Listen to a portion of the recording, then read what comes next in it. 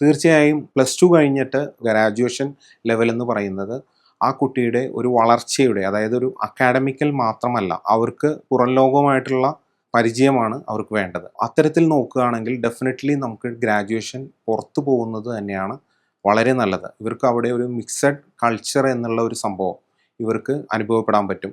നമ്മുടെ നാട്ടിലുള്ള അവസ്ഥ നിങ്ങൾക്ക് എല്ലാവർക്കും അറിയാവുന്നതാണ്. പാരൻസിൻ്റെ ചിലവിലായിരിക്കും ഗ്രാജുവേഷൻ കംപ്ലീറ്റ് പോകുന്നത്.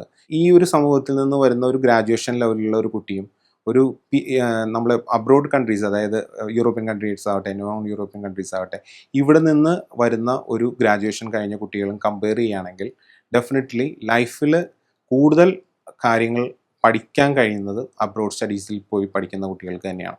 അപ്പോൾ ഡെഫിനറ്റ്ലി ഡിഗ്രി കഴിഞ്ഞിട്ട് വേണമെന്നില്ല, +2 കഴിഞ്ഞിട്ട് പോകുന്നതും ഇതിന് വളരെ ഹെൽപ്ഫുൾ ആയിട്ടുള്ള ഒരു കാര്യമാണ്.